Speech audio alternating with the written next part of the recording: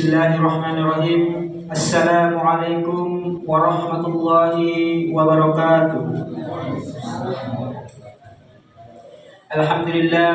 Alhamdulillahi rabbil alamin. Assalatu wassalamu ala asrafil anbiya'i wal mursalin nabiyyina Muhammadin wa ala alihi wa sahbihi ajma'in, amma ba'd. Pertama-tama, marilah kita panjatkan puji syukur atas kehadirat Allah Subhanahu wa taala, atas berkat rahmat dan nikmat-Nya lah kita sempat hadir di tempat yang penuh barokah ini guna melaksanakan sholat Isya secara berjamaah. Insyaallah akan disusul pula sholat sunnah tarawih dan witir secara berjamaah. Salam dan salawat kita kirimkan kepada panutan kita, junjungan kita, Nabiullah Muhammad sallallahu alaihi wasallam, kepada keluarga beliau, sahabat-sahabat beliau, beserta orang-orang yang mengikutinya hingga akhir zaman. Jamaah yang dirahmati Allah Subhanahu wa taala, adapun kami panitia amal Ramadan Masjid Uwais Al-Qarni akan menyampaikan beberapa hal, yaitu saldo kas operasional masjid pada malam kemarin sebesar 3.2.900 rupiah. Adapun pemasukan isi kotak infak pada malam kemarin yaitu sebesar 332.000 rupiah. Adapun sumbangan untuk buka puasa di tanggal 16 Maret, diantaranya sumbangan dari Ibu Haja Banong sebesar 100.000 rupiah, sumbangan dari Ibu Rumi sebesar 100.000 rupiah, sumbangan dari tanpa nama sebesar 3 juta rupiah. Jadi total sumbangan untuk buka puasa bersama di hari Ahad tanggal 16 Maret sebesar 4.104.000 rupiah. Adapun pengeluaran transportasi mubalik pada malam kemarin sebesar 200.000 rupiah. Jadi total saldo kas operasional Masjid Uwais Al-Qarni sebesar 3.134.900 rupiah. Disampaikan bagi jamaah yang ingin menyumbang untuk buka puasa bersama pada tanggal 16 Maret, silahkan menulis keterangannya di amplop. Demikian juga bagi jamaah yang ingin berdonasi untuk pembangunan masjid, mohon tulis nama dan keterangannya di amplop. Kami selaku panitia Uwais Al-Qarni mengucapkan terima kasih banyak kepada Bapak, Ibu yang telah menginfakkan sebagian hartanya. Semoga Allah Subhanahu wa taala membalas berlipat ganda pahala dan rezekinya. Amin ya rabbal alamin.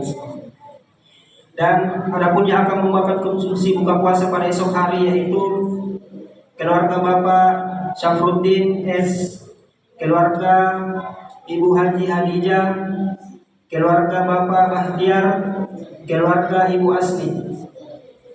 Kami panitia amal Ramadan Masjid Uwais Al-Qarni mengucapkan terima kasih banyak kepada Bapak Ibu yang telah membawakan konsumsi buka puasa di sore hari tadi. Semoga Allah Subhanahu wa taala membalas berlipat ganda pahalanya. Amin ya rabbal alamin. Dan insyaallah yang akan membawakan ceramah tarawih pada malam hari ini yaitu Ustaz Dahlan Iqbal Hilmi. Sekian dari penyampaian kami. Mohon maaf bila ada salah kata yang kurang berkenan. Billahi taufiq wal hidayah. Wassalamualaikum warahmatullahi wabarakatuh. Kepada Ustaz kami silakan.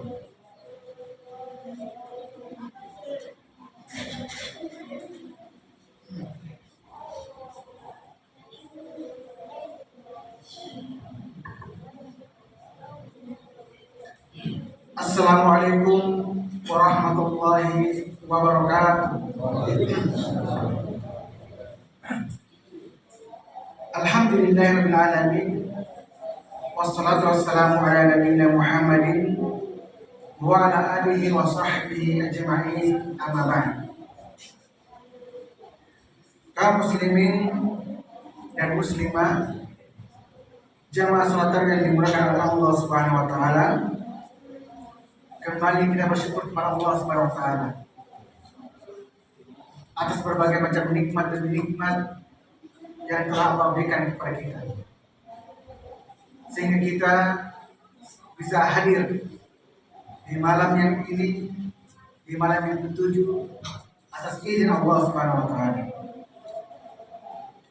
Tahukah kita jamaah, Allah tidaklah bersumpah lebih daripada 5 kali.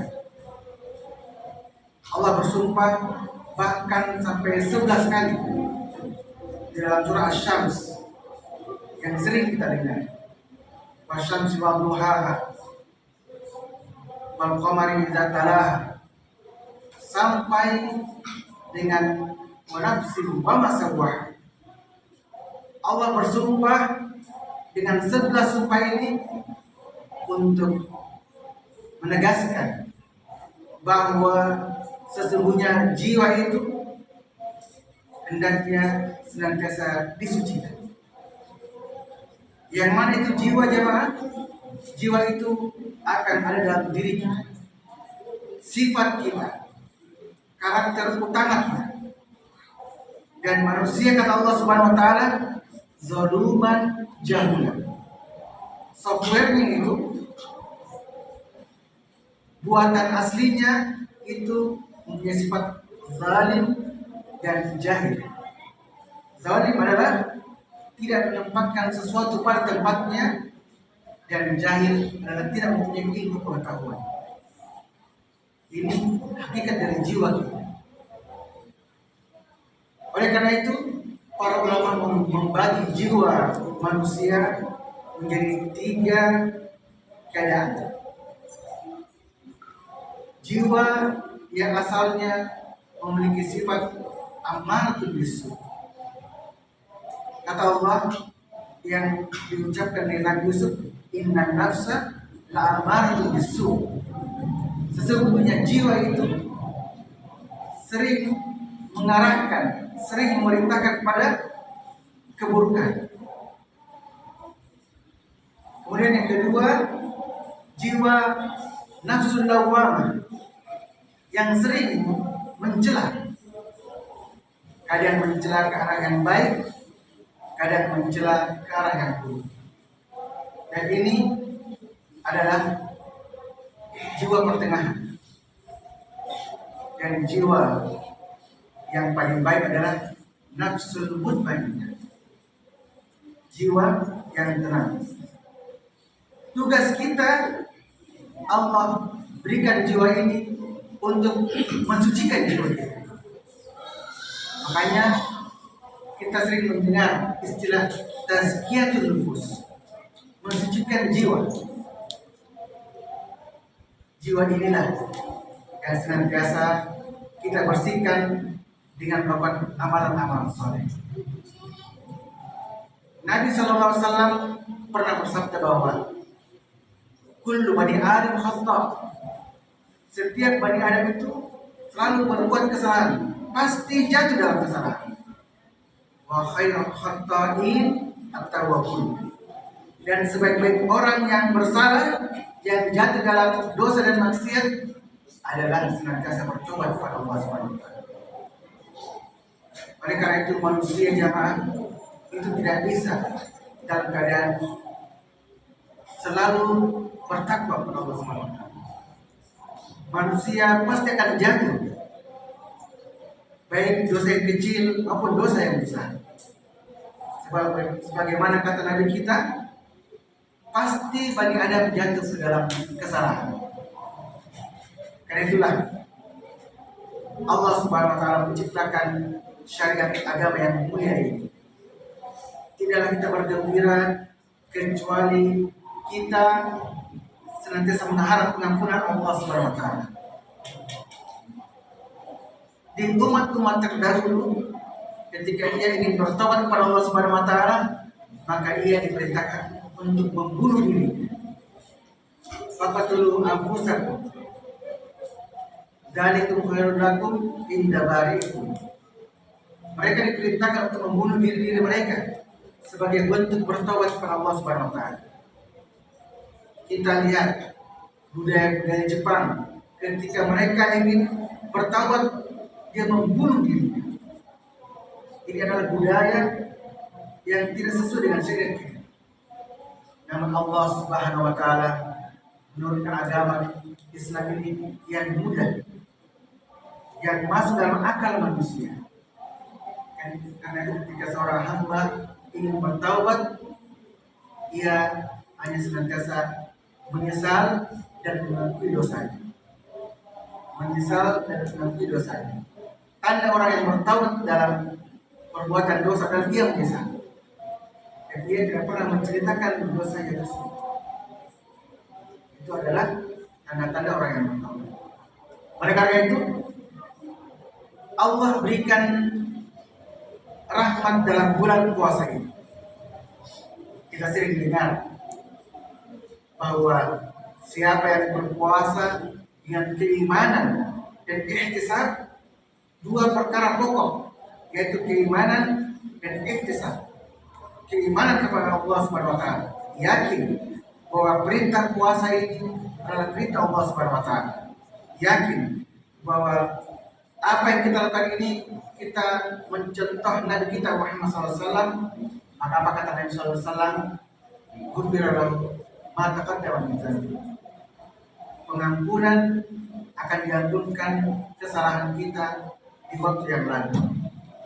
Inilah hakikat dari kehidupan kita di muka bumi. Kita senantiasa mengharapkan pengampunan Allah Subhanahu wa taala. Dari waktu sholat ke waktu sholat yang lain, kita diberikan kemudahan untuk digugurkan dosa-dosanya dengan sholat. Dari Jumat ke Jumat, Nabi berkata bahwa itu menggugurkan dosa-dosa kita. Apalagi ketika kita berwudu, kata Nabi SAW, maka air yang kita basuh muka kita, ketika kita cuci tangan kita, maka dosa-dosa itu menetes dari bawah kuku kita, dari tetesan-tetesan air wudhu kita. Ini merupakan pengampunan dari Allah Subhanahu wa taala. Orang yang duduk di masjid, duduk tidak berzikir maupun tidak membaca Quran, duduk saja, maka perhatikan, malaikat akan mendoakan ampunan kepada orang yang duduk di masjid. Oleh karena itu jemaah, kita rasakan betapa tenangnya jiwa kita ketika berada di dalam masjid. Betapa tenangnya jiwa kita ketika kita mendengarkan orang lain membaca lantunan ayat-ayat Al-Quran. Karena itulah hakikat kehidupan kita ini adalah bersama dekat dengan agama Allah Subhanahu wa taala. Jamaah kaum muslimin dan muslimah yang dimuliakan pada Allah Subhanahu wa taala. Karena itulah jiwa ini tidak bisa kita hilangkan dari perbuatan buruk yang terjadi. Kita hanya diperintahkan untuk menahannya. Karena itulah orang-orang yang punya sifat penghuni surga adalah wanahan nafsa anil hawa. Dia menahan nafsu dari jiwanya. Tidak bisa dihilangkan nafsu, tapi ditahan. Bagikan kuda dikendalikan hawa nafsu. Kita arahkan kepada yang baik. Kita arahkan semangat kita ke arah yang Allah cintai dan Allah ridhoi. Kita mempunyai kekuatan, salurkan dengan bekerja. Kita mempunyai kekuatan dalam berpikir, salurkan dalam kegiatan-kegiatan yang positif yang Allah cintai dan Allah ridhoi.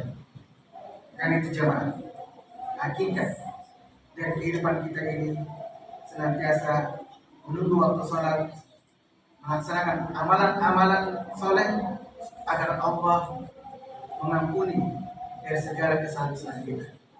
Apapun amalan-amalannya itu, maka pasti ujung-ujungnya adalah memohon pengampunan dari Allah Subhanahu wa taala.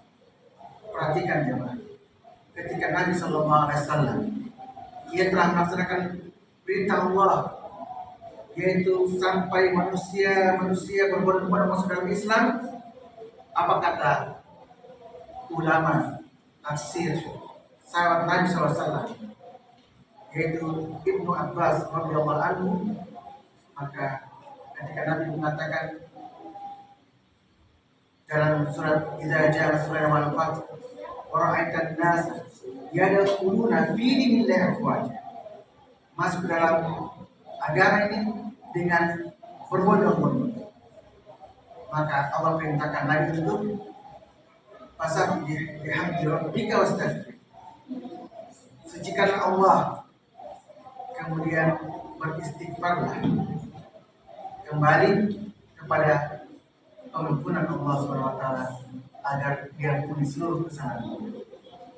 Karena itu jemaah, mari kita semangati diri kita agar Allah mudahkan kita untuk bisa beramal dengan amalan saleh. Kita hendaknya senantiasa berdoa kepada Allah dengan doa agar kita diberikan hidayah taufik. Karena dengan hidayah taufik itu Allah akan mudahkan kita untuk beramal pada hari ini. Allah juga akan memberikan hidayah kita untuk beramal di hari-hari yang akan datang, di umur-umur yang Allah anugerahkan kepada kita. Semoga yang sedikit ini bisa memberikan kebaikan bagi diri kami dan kepada jemaah sekalian. Subhanallah wa bihamdik, asyhadu an la ilaha illa anta, astaghfiruka wa atubu ilaik. Walhamdulillahirabbil alamin. Wassalamualaikum warahmatullahi wabarakatuh.